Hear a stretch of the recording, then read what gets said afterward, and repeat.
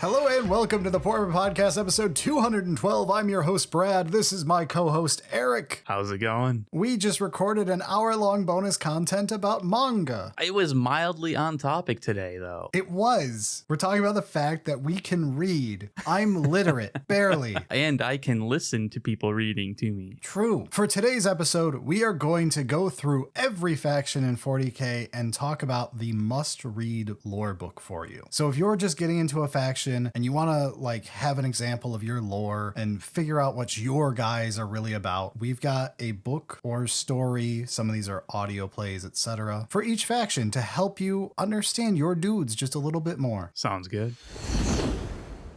All right, so before we fully jump in, let's set some ground rules and figure out what we're actually talking about here, because there's a lot of books. There are. Okay, so first rule, we're not doing Horus Heresy books. This is about 40K. Horus Heresy is a different setting. It is 10,000 years previous. The Imperium is different. There is no chaos as a faction. It's literally just different types of Space Marines duking it out. And we're also not really experts on it. Yeah, so I don't want to focus on anything Horus Heresy side. There are plenty of good Horus Heresy books. There are plenty of terrible Horus Heresy books. That's a different episode. The other thing is, as a warning for any episode like these, whether it be us or anybody else, you need to understand it is impossible for you to find someone who can cleanly recommend a master list of this. This is a combined effort. I have over 60 40K books read, which is an amount no human should suffer through, and yet I keep doing it over and over again. I still, to this day, have entire factions I have not read a book for. There are 25 factions. You'd have to sit there and read a very large number of hours worth of reading in order to read a single book from each, let alone enough to say which one is best. I mean, there's also just the fact that at a certain point you start forgetting some of the other specifics of the older books that you've read, because it just takes so long, and some of it just kind of melds together as this is the overarching themes. Yeah, so this is a combined effort of the two of us, my brother, a bunch of patrons, all bashing heads together to try to come up with this list. So grain of salt with it and any other you ever find. Also, this is going to be focused on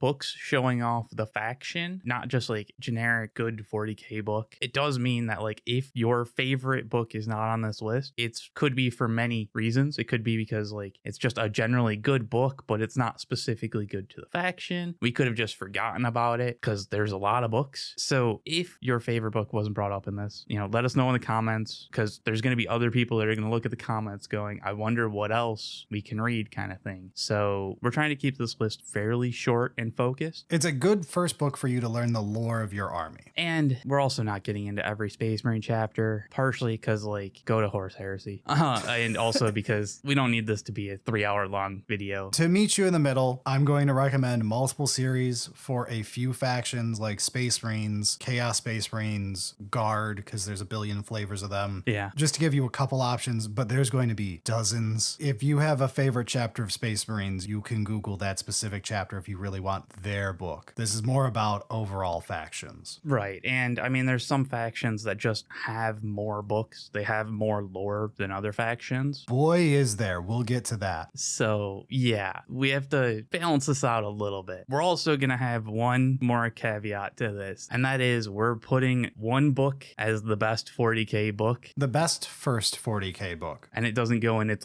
category. Yeah, we'll do it at the end. It's the least surprising reveal of your lives if you've seen our content much. So with the rules of engagement set out, let's start. Imperium, Adepta Sororitas. So this one is on the list of things I've never read. This is Our Martyred Lady by Gav Thorpe. It is an audio drama that you can get on Audible. When I was looking up things for sisters and talking to people, this kept getting recommended as extremely good, possibly one of the best things 40K presentation-wise that Black Library has done. I mean, I am absolutely a sucker for audio dramas, and they have to be well produced kind of thing, but it seems like this has been well produced. And I mean, reading through the synopsis kind of thing, seeing Celestine and Inquisitor Greyfax having to team up, it's a good start. Yeah, so I can't give you much of a sales pitch on this other than just the general quality level that that I have constantly been told it is. It finally pushed me over the edge, and I just bought it myself, so it will be read by me shortly, or well, listened to, I guess. Yeah, if you're really against audio drama and you want to just read, Morven Val has a fairly new book out. I've heard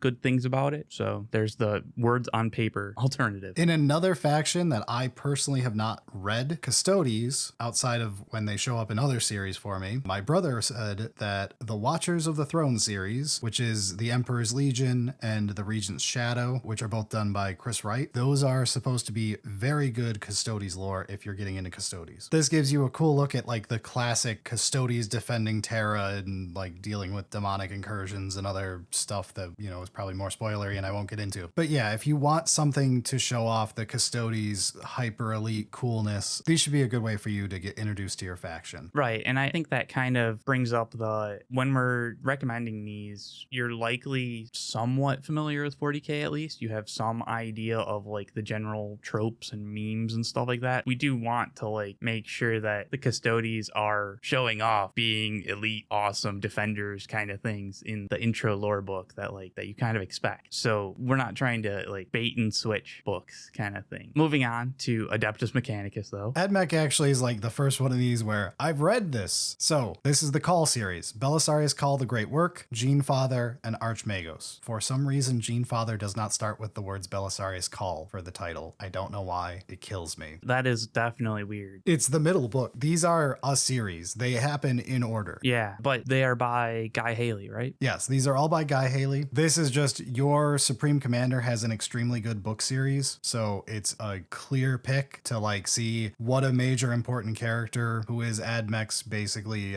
core character is up to. Does it actually go into like showing the rest of AdMech though? It's not just like Call off doing his own thing completely. AdMech in lore is not an army. Right. They are manufacturers / creators of shit. They're the engineers. Yeah, so I do think when it comes to the series, the first Call book, The Great Work, you should still read it, and it is the first one, but it will show off less AdMech-y stuff than the next two will. It's just important for Call's character and the building him up. And then Genefather and Archmagos go much more into what the AdMech do Imperium-wise. Yeah, because I mean, it was one of those, like, I haven't read the series yet, but Call is great, and Call is like an awesome character for AdMech, but like there is more. So like knowing that the further books kind of show AdMech a little bit more is quite nice. Yeah, there are other AdMech books that could give you a different angle. Day of Ascension is a Genestealer book. However, AdMech plays a prominent role in it, which is a different, much lower angle of AdMech if you want to see something there. Yeah, AdMech show up in other books as just like supporting characters. Yes, that's something to bring up is a lot of these, we were trying to find a book where this faction is the focus, but for a lot of factions and a lot of books, you will get like 3 to 5 factions in a single story. Like each of these Call books, there's some amount of gene seed going on in all of these books. Yeah, but Call is primarily AdMech, and there's a couple other books that like show them off. But yeah, I think Call's a good starting point. Yeah, it's nice when you have the main character of your faction has a whole series. Well, so long as it's a cool series. A well-written series. Yeah. One that is not complete trash. As some of my other factions, I would love to have at least one book, maybe a whole series about some of my major characters in my faction. Yeah, but let's move on to Astra Militarum, and there's a few here. Like we said earlier, some of the factions have a few more. Astra Militarum have a few different sub-factions of their army. So Eric put on 15 hours. Eric, defend your pick. So the other options here on the list are more for like the different sub-factions or whatever. I think 15 hours does a good job of showing like the generic guard experience kind of thing. It is not a happy book. There is not a happy guard book. Guard is the red shirts of this setting. If you want your characters to live through all the books, you have very few to choose from. And I think that's why I really want to put this one forward of like, if you're doing guard, you're the underdog. Like you're not the badasses. If you want that, go to Space Marines. If you want to be the Gary Stew, there's factions for that. Guard is just dude stuck in the trenches, man. And it sucks. War is terrible. And I think 15 hours does a good job of showing that like generically, because it's not just like, you know, Cadia or Catachan or like whatever sub-faction you want to go with. It's just like random dude gets screwed by bureaucracy into a position that is terrible on front lines and has to deal with like the human experience of war. It sucks, but it's Guard. I think it works pretty well for getting you into that idea at least. But again, it's not a happy book. So there's going to be some that might not want to really deal with that. Speaking of not a happy book. Yeah, I'm not sure the next one's going to be much better. So this one is because I don't want Bricky to give me a wedgie the next time he sees me. Good idea. Gaunt's Ghost series by Dan Abnett, starting with First and Only as the first book of the series, and I'm not going to list off the whole series. Yeah, there's like 12 books or something. Yeah, this is your classic look at a Band of Brothers style. Here's a set of characters and the horrible adventures they have to go through. This is a classic view of Guard. That's what a lot of people will point to as a general favorite for very dark 40k stuff. Some of it is rather older lore and has minor stuff that retcon, but it's fine. That is one thing to bring up. Like some of the older books that we're talking about have potential for retcons, but in general, if we're recommending it, it's still roughly in line. Yeah. And then if you like Deathcore of Krieg, or Siege of Vrax are both solid options, both by Steve Lyons. If you like Catachan, there's a new book called Deathworlder I've heard really good things about. If you're a fan of Cadia, then there's the Minka-lesque series by Justin D. Hill. The Cadia Stand series is another way to view it, but that would give you a good view of Cadians. So you'll see them in a lot of different books. There you go. That's a lot of shotgun attempts at different portions of Guard. If you have a specific other one you want to see, I am sure you can find it. There are a lot of Guard books. Let's move on to Grey Knights, though, where there's not quite as many books. There's not. There is basically one that everyone agrees is extremely good, which is The Emperor's Gift by Aaron Dembski-Bowden. Yeah, I mean, it does kind of show off Grey Knights doing exactly Grey Knight things, fighting chaos, but I don't know, man. There's not much beyond that, right? No, this is pretty much your only option, guys. I don't think there's other ones I can even recommend right now. Maybe comments can save us here. If you know of other Grey Knight books that are good, let us know. I do think that this one is good, The Emperor's Gift, but at least we have one. Let's take a look at Imperial Agents, though, because that is a faction. Imperial Agents is 15 minor nobody factions in a trench coat. I'll give you two unique takes because you will see Inquisitors in half of these books. It's not interesting. If you want to see Assassins, Assassinorum Kingmaker is the book for you by Robert Rath. Fantastic book in my opinion. It is a good spy thriller with a lot of, look, it's called Kingmaker and it's got a knight on the cover. It's got knights in it too. Hey, we haven't gotten there yet. Yeah, we haven't gotten there, but it's a very cool look at parts of the Imperium that do not get shown off very often. Okay. My other pick would actually be, this is just because it's such a unique look. This is about the Navigators and it's called Rites of Passage by Mike Brooks. I am so glad you put this in the show notes because when we were putting it together, I was like, I want Brad to bring up the Navigator one, but I haven't read it and I don't remember. So sell us. If Assassinorum Kingmaker doesn't cover it, this one does as far as Imperial Agent sub-faction-y stuff goes. Rites of Passage is a very interesting look at the Navigator houses and how the politics of that work. A bunch of world building stuff for the Imperium that you don't get to see often, but like are facts about the setting. You know, Navigators are how they get through the warp, but have you ever actually seen a Navigator get people through the warp or all of the politics involved with them outside of maybe a paragraph in some lore book you read once? This is a full story about Navigator house stuff going on and a lot of intrigue. I don't want to give anything away with this book. You should not read synopsises of it because I think it gives away way too much stuff. Just give it a shot if you're interested in seeing Navigators. Right. Yeah. I mean, that makes sense. I've been trying to keep myself away from spoilers as well because you've brought it up a few times. I know I should read it and it's always the next on the list. And I'm like, I could read another Orc book though. So soon. But since you maybe spoiled it a little bit, Imperial Knights. Imperial Knights is Assassinorum Kingmaker because there aren't other books. It is disappointing. It is a good look at knight houses. I don't want to make fun of that fact. This is a good knight book. You will not be disappointed if you are a fan of knights and want to see lore of your knights. But it's so disappointing that there aren't more knights. Yeah, especially because like in Assassinorum, it's interesting. It starts as like an assassin plot of like, okay, the assassins have to go be assassins.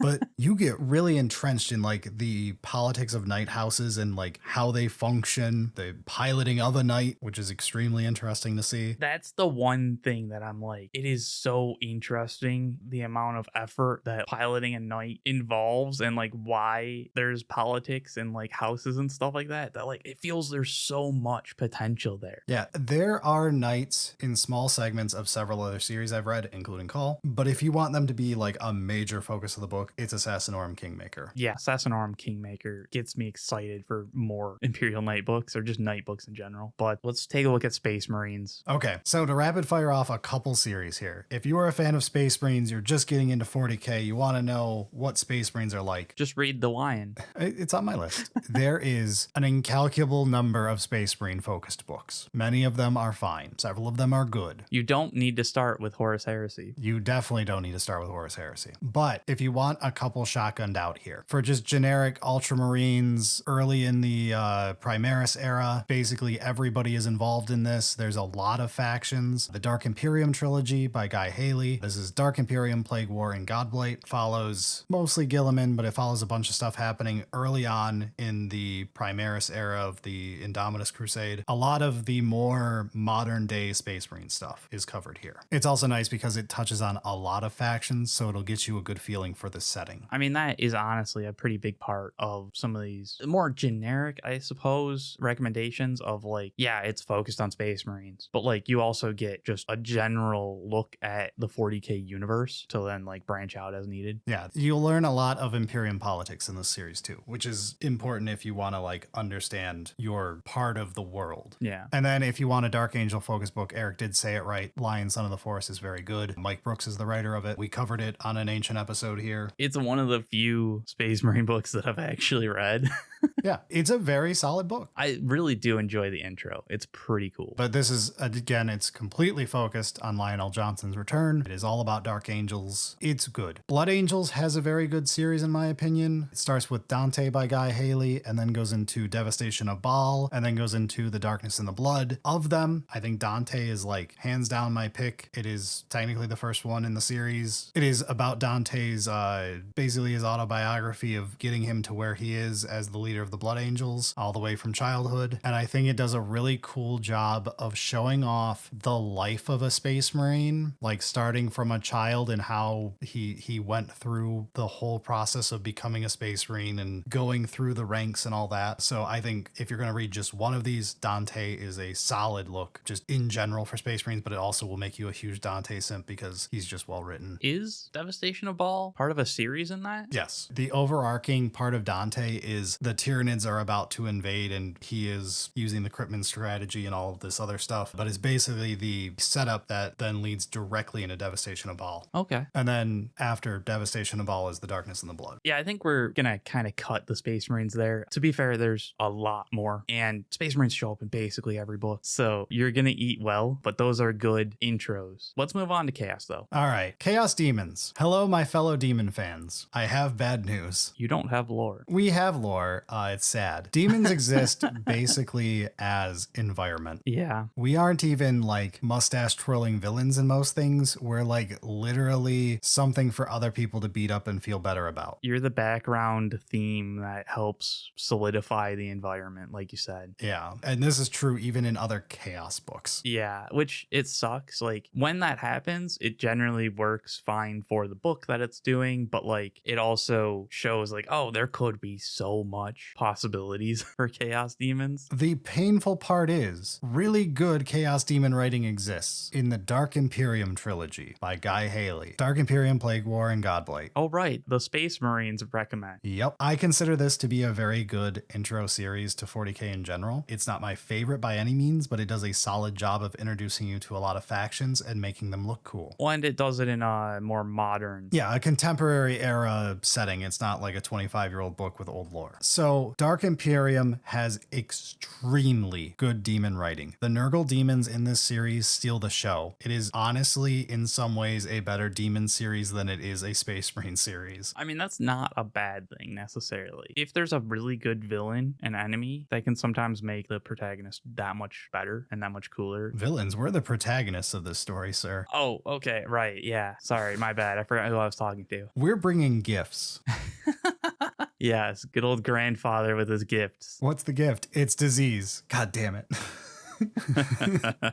So is that really like that's the best we've got for Chaos Demons at the moment? In my opinion, yes. They show up in various series. There's some in the Call series. There's some in other series we'll get to later, but they tend to be very minor parts. Like you might get a cool scene or two. All right, let's move on to Chaos Knights though, because I'm sure there's going to be awesome books dedicated to Chaos Knights like there was for Imperial Knights. I'm not even going to do the joke answer. Yeah. I have nothing. No one gave us one either. We asked patrons and no one could think of a Chaos Knight book they like. Comment section, help us. A good Chaos Knight focused story, even if it's just the main villain of a story, but like is a solid part of the book and not 2 chapters. Yeah, I mean, villain absolutely works for Chaos Knights, but needs to actually be a noticeable focus of it. So yeah, let us know if there's something in the comments. Chaos Space Marines, though, I think has a couple books. Yes. So CSM, much like SM, have everything that you could want. There are all sorts of them. You could argue half the Horus Heresy if you wanted to, but I won't. For stuff in the current 40k setting, you have the Black Legion series by Aaron Dembski-Bowden. This is Talon of Horus and Black Legion. They are extremely well-liked books. Good look at what is basically the Ultramarines with spikes. As far as other big series go, you've got Night Lords has the trilogy by Aaron Dembski-Bowden. I think that's Soul Hunter, Blood Reaver, and Voidstalker. Correct. Those are good books in my opinion, although my top pick out of all of these is the Fabius Bile trilogy by Josh Reynolds. Yeah, you've brought that up many times. This is my favorite CSM series. This is honestly probably my favorite Chaos series in general. Bile is just really well written as a character. Yeah, but why are we talking about it up here in CSM? Oh, instead of Emperor's Children, my least favorite comment from people who have never read the damn series.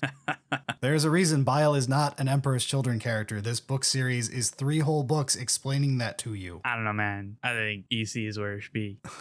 So, the Bile trilogy. This is Primogenitor as the first book, then Clone Lord, which is one of my favorite 40k books in general, is the second book, and then Manflayer is the third book. This is a very good series to get a good look at CSM in general. Bile is a character, but like Bile is a great look at Chaos because he works with everybody. He's basically an independent contractor. So like you get to hang out with World Eaters, you get to hang out with Death Guard, you get to hang out with everybody. Honestly, that is pretty awesome. An independent contractor who's like a mad scientist goes real hard. Yeah, Bile is a fantastic trilogy in my opinion in general. Lots of different factions show up, get to be cool in it too. I love the moment in the first book very early on where they're fighting, I think it's Aeldari Corsairs. Yeah. They're at like some Mos Eisley's ass planet, like right at the edge of the Eye of Terror. And they're fighting with Corsairs, and then all of a sudden Harlequins show up and Bile just pulls out the like, we're leaving.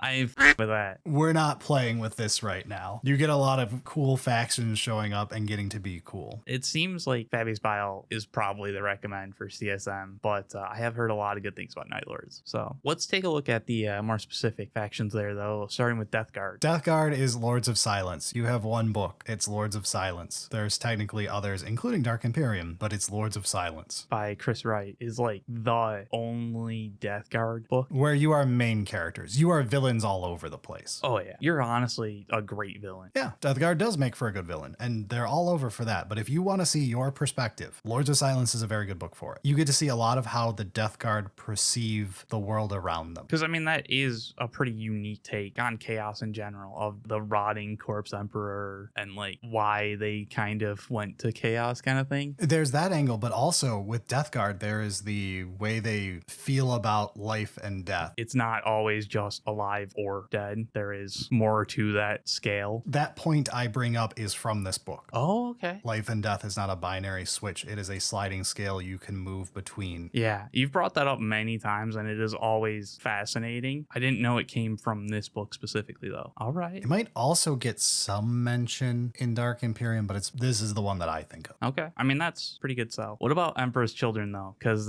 you took the Fabius Bile one. Because it's not an Emperor's Children book series, god damn it.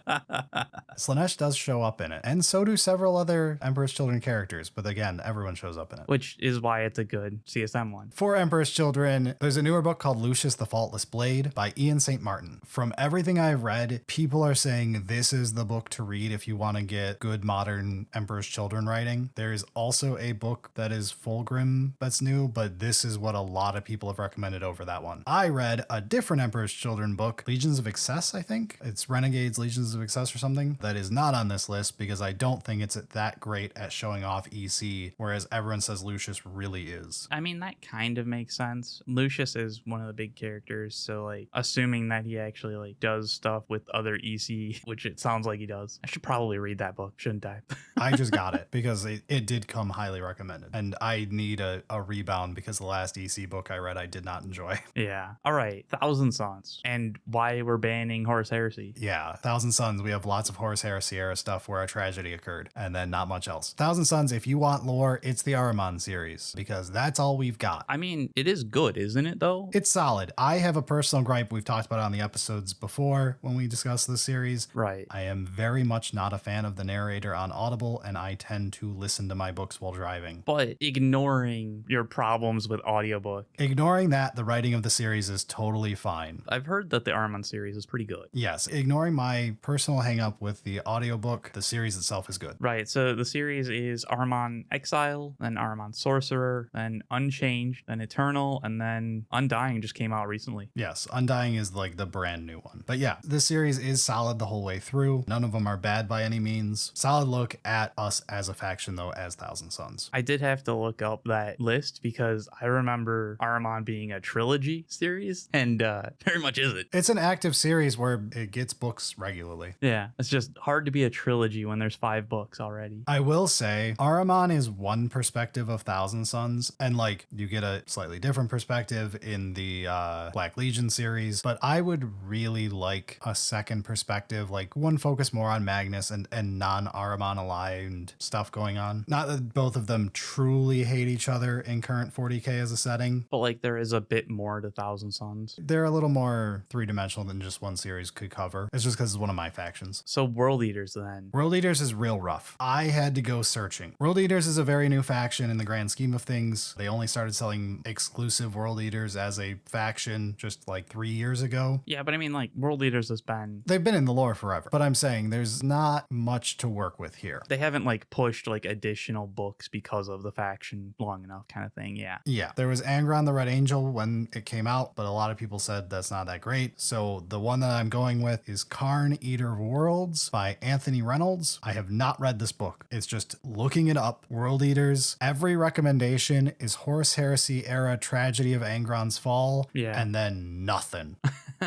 That is kind of what I've noticed as well. Like the end of interest as a faction. After that, you're a drooling villain for people to beat up. And I think Karn, Eater of Worlds is also like, it's not a new book. I mean, it's not old, but it's not particularly new either. So World Eaters could use some more. But let's move into the Xenos, starting with Aeldari. So Aeldari will also do the, like, there's various flavors of them to give you a couple recommends here. So for Craft World Eldar, we've got Valador, which is an older book by Guy Haley. This one, I think the audiobook is rather new. I don't think the audiobook existed for that long, question mark. It's a bit difficult. There was also like a preceding book, but it was also part of like previous short stories. I don't know. They sell Valador as a novel, and it is a book that we can read for Aeldari.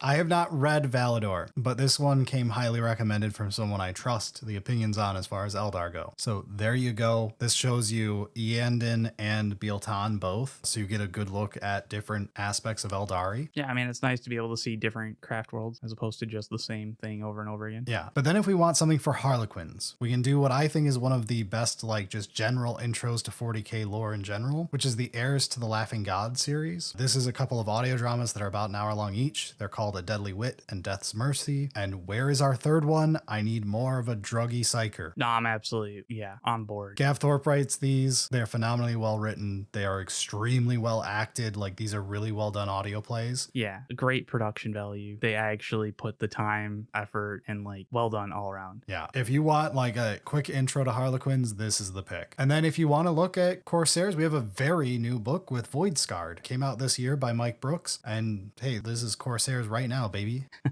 All right, but enough of talking about these snooty, not so evil Aeldari. Let's talk about the True Kin with Drukhari here. Yeah, I mean, it's going to be Lilith Hesper-X, Queen of Knives by Mike Brooks. Yeah, it's a very good book. It's short. It is pretty short. I think it's a really good look at the setting. It shows you Kamara pretty well. You get a little bit of background and like the fact that there are a lot of politicking and stuff going on. And I mean, it's also just like, it's good fun in like the most Drukhari way, which is, I guess, not always good fun for a lot of the opponents. But yeah, it's just honestly a pretty good showing for Drukhari, but it is pretty short. But you do have a second one on here that I'm also a big fan of. Yeah, I'm going to give a shout out for The Big Daka, also by Mike Brooks. This is an orc book, if you can't tell by the name. It very much is an orc book. It's a good orc book too, but it's really quite good at showing the politics and the backstabbing and like the competitive nature that Kamara has, and like just how much the cabals and they're all infighting and then fighting the other factions, and there's a lot of nonsense going on. It shows Drukhari in a terrible aspect, which is good. Drukhari are not good characters. Like, they're not nice. We are mustache twirling villains, and we love it. It does a great job of showing exactly that. And I think the fact that orcs are the enemies works well. They're very polar opposite. You're not getting big brain plays from the orcs that you have to like, oh, it's these competing big brain politics going against other. No, it's just orcs being orcs and then the Drukhari dealing with it. And it just shows the environment of Drukhari really well. But it is still like, it's still an orc book. So if you're looking for one Drukhari book, it's Lilith Hesper-X. But let's take a look at Genestealer Cults though. It's Day of Ascension by Adrian Tchaikovsky. I think I pronounced that right. Close enough. This is one of my favorite 40k books. It's a shorter read. It is extremely well done. It is Admech versus Genestealer Cults from the perspective of both, and it is an extremely good showing for both. And it's from like the ground level of both. Yeah. Like, we're not like calls not here kind of nonsense. This is very low level stuff, like getting to see actual line troopers in action type stuff. Boots on the ground. It does a great job of showing instead of like telling, like, oh, here's your lore bullet pointed out. It's like, nah, here's the environment and you'll figure out why things happen. Kind of why the Genestealers are in existence, essentially. I also just, Adrian Tchaikovsky's a fantastic writer. So basically anything that they write, I'm going to read. And I'm definitely going to recommend it. But Leagues of Votann. It's the High Call's Oath by Gav Thorpe. It is the only Votann book. They're a very new faction. This is their lore book. To be fair, it is a solid introduction to the faction. Yeah, it's a good book. I liked a lot of the aspects of going into not just them fighting and stuff, but getting into like daily life type stuff, which is very important in my opinion in a first book for a faction, to get a feel for them as a faction, not just here they are shooting guns and hitting people with power axes. Yeah, I do want to see some of that hero Votann stuff of hitting with battle axes, but for a first introduction, I'd much rather see the like build up of, you know, what the society of Votann actually is. And High Call's Oath does a good job of setting it all up. All right, let's do Necrons and leave a suspicious hole. Right. We have the obvious pick. Say it with me, everybody. The twice dead king, Ruin and Reign. It is a duology by Nate Crowley. It is interesting that you're like the obvious hole, and yes, but also you've talked about Twice Dead King so much that I would not be shocked if like It's a very good series. it does seem like a great Necron series. It is extremely good. At a very technical level, if I'm doing like a super critical review, the second book, in my opinion, has a little bit of a pacing issue, but I am complaining about this as like a high-end book review type thing. As far as 40k books go, dear Lord, Ruin and Reign are fantastic books. I really like everything to do with Oltix. He's a really good main character. I love the unique perspective. Obviously, the thing that we're not mentioning here is the Infinite Divine. I wonder where that one is. You should type comments wondering why we aren't mentioning the Infinite Divine right now for Necrons. Yeah. Wow. Really hiding that one. I know. We all knew what we were going to pick. But Twice Dead King is a great alternative look at like a very different angle of Necrons. Well, because you have like the different dynasties, and the different dynasties have vastly different expectations of what they can do. Yes. As far as Infinite Divine go, you have Orican, who is the diviner for the one that is the largest successful dynasty in modern 40k. And then you have Trazyn the Infinite. I mean, he's just one of the greatest characters in 40k, but he has access to just infinite resources. Well, I mean, he's like the overlord of Solemnes, which is his planet. He is not the Pharaon of his dynasty, though. He is only an overlord. which, I mean, that's the ruler of an entire planet. And isn't the Nihilic, that's his dynasty? That's like a pretty important one. Yes, which is one of the richest dynasties. Yeah. Literally the dynasty that uses gold as one of their colors. Yeah. So it's two extremely powerful dynasties and characters, even for Necrons. Who are extremely well equipped and always have backup. And then you get to the Twice Dead King, about a podunk Nowheresville dynasty that is, as you would expect from the name of the first book, in ruin. Ah. It is a very fun, different look at a more custom your dynasty type setup. You don't have to be just the coolest, biggest dynasty to exist. Right, because like the primary enemy is orcs, right? We'll go with that. Well, other than like internal politics. We'll go with it's orcs. It's orcs at the beginning of the first book. So yeah, it's orcs. Okay. I've only started reading it, so that's what I know. I can't spoil it. I haven't read all of it. But yeah, I think it is a good way to look at Necron's psyche as well. Infinite Divine is a great character book. It's a great everything book. It's my favorite 40k book. But I think Twice Dead King is a really good look at Necrons as a society, as a people, as everything. Like if you want to see the most Necron-oriented Necron book, it's Twice Dead King. Yeah, I mean, like there is actually a lot of potential and like emotional potential from Necrons, even though they're undying robots. There's like actually a lot there of, you know, waking up, having problems with that. There's viruses. Necrons are an extremely human faction. Yeah. They are very easy to empathize with. Which you wouldn't expect. You can if you know the background, but like everything about them is so very human. It's the typical sci-fi thing of use an alien to examine human psyches. Right. But yeah, fantastic series. We can move on though. All right, let's take a look at orcs. Got a couple. Let's go with Gazkul Thraka, Prophet of the Wa by Nate Crowley. If I had to choose one, this is probably the one. I think I agree with you. This verse, the next one you're going to bring up, I think single book, Gaz is the book. I think it's a similar thing of why like the Dark Imperium trilogy up in Space Marines like shows the current aspects of like what's going on in 40k. Gazkul Thraka's kind of setting you up for that as well. And it shows you a lot of history to build up to why things are going on. And like you also have Makari, the Garot, which Oh, he's so good. one of the best characters that exist. Him and Quo in Call, who is the heart and soul of the Call series. There are great characters in 40k books. Yeah. So I think like Gazkul Thraka, it's just a good book as well, which helps. But I think it shows off current orcs in a more serious story kind of thing going on there of like what's happening with orcs at the moment. And like, yeah, Gaz is actually pretty scary. Yes, while I love the next series you're going to talk about, Gaz is the more serious take at orcs. The less haha funny orc scenes and a lot more orcs are terrifying. Yeah, which is good because like that is absolutely an aspect of orcs in 40k. But if you want more of the trope fun, still scary if you like actually think about it for a moment, but like Yeah, examining the situation is still terrifying. yeah, but like it's shown to you in a silly orc haha funny way. The Uftak Blackhawk series has done a great job. These are also all written by Mike Brooks. For those not in the know, this is Brutal Cunning and its sequel and the short stories, which Where There's a Warp, There's a Way is the first short story, and I'm pretty sure it's in Crusade on Audible. I think that's the name of the anthology it's in. That short story, narrated by Richard Reed, is so good. It is super short. It is so good as a bit of 40k lore. Great short stories, but like you can just jump into Brutal Cunning. Honestly, you could probably start with Big Daka. Yeah, Yeah, you could easily start with Big Daka. And honestly, Big Daka is really good. There's going to be a few spots that you're like, all right, that happened off screen, but it's fine. I understand. I'm not too lost. But like both of them are just like Brutal Cunning shows off AdMech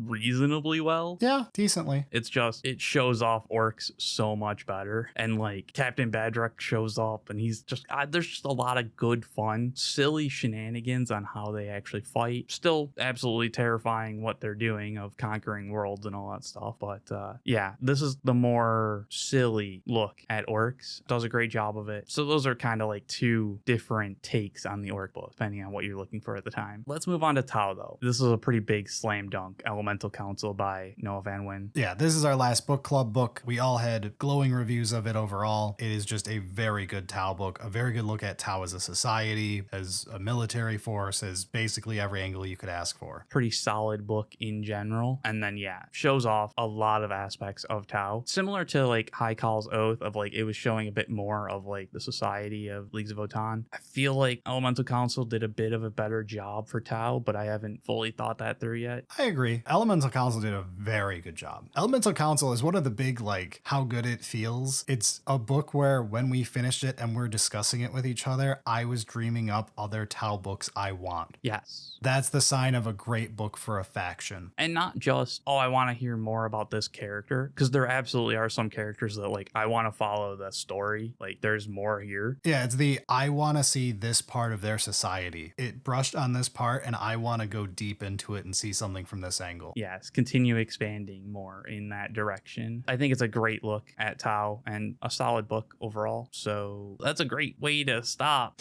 this episode. There's one more faction, Eric. Oh, there is, isn't there? Tyranids, what do we have? You have a lot of books where you're the enemy, and similar to Chaos Demons, you're basically just a backdrop environmental aspect. Yeah, but what about one that focuses on Tyranids? We almost sort of kind of have a really, really short story, but it gives hope. So The Long and Hungry Road by Adrian Tchaikovsky is tough to call it a Tyranid book because like it shows some aspects of like Tyranid, hive mind-ish stuff, but there's still POVs of fighting the Tyranids, and it's also only like, I don't know, 5 pages long or something like that. It might be a little bit longer than that, but it's extremely short. But what it shows is interesting, and Adrian Tchaikovsky's a very good writer, as we have said. Fantastic writer. And honestly, like if anybody was gonna do Tyranids as like the hive mind kind of thing, Adrian Tchaikovsky's the one that jumps out just because of Children of Time. Not a 40K book, but No. shows potential for the like truly alien mindset POV, and I think could do a fantastic job of showing Tyranids that aren't just, you know, the enemy that we're gonna mow down kind of thing as the environment. And The Long and Hungry Road shows a bit of it, but also is like this teaser to me of like, oh, the author's not immediately against doing something like this maybe.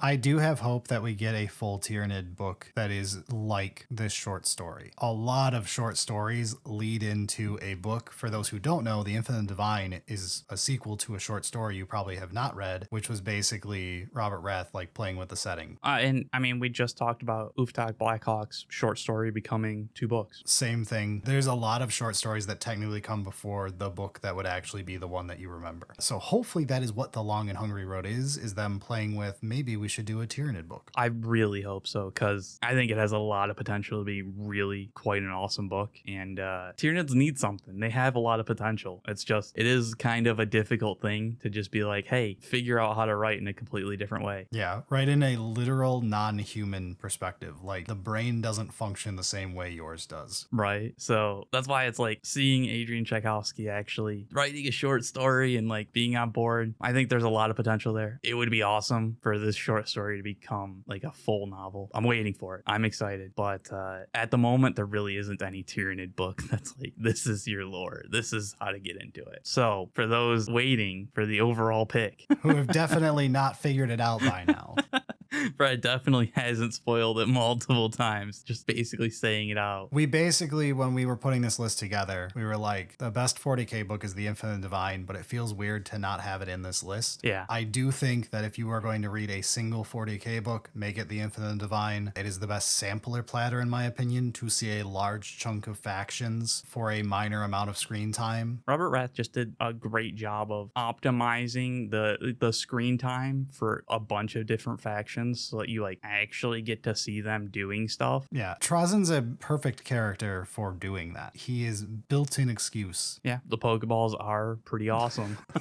But yeah, The Infinite Divine, we did a book club on it a very long time ago now. Weird to say that. Yeah. It is an extremely good book. I would recommend it to basically anyone who has not read 40k stuff yet. Even if you haven't, you just haven't read this one yet, read it. It's one of those books that like, even if you're not really interested in 40k, it is a good book. And I think like if you like sci-fi stuff, it's honestly a recommend. That's one of the things, I think we talked about this when we did the book club of like most 40k books, I grade on how good is it as a 40k book. The Infinite Divine is just a good sci-fi adventure book. Yeah, I mean, it does kind of stand out there. Overall, I think we've got a pretty good showing for most factions. Again, if there's a book that we didn't bring up for your faction that you're like, I can't believe, comment, let us know, especially World Eaters, help us out. And in addition, this episode is the first of a long series of these that we plan to release over the next 6 months to year of a bunch of new player centric stuff for people who are getting in because of 11th edition to have a minor backlog before it hits and then to help people out as they get into the new edition. If you have interest in seeing us cover certain topics for newbies or you think that this topic would be really good to help out, hit us up in the comments with it. We have a list going. We worked with the patrons for a couple days now on it, but I will always take more suggestions. So there you go. If you want to see us cover something to help new players out, to help you out if you're new, don't be afraid to ask. We check the comments more than my mental health should let me. Wonderful.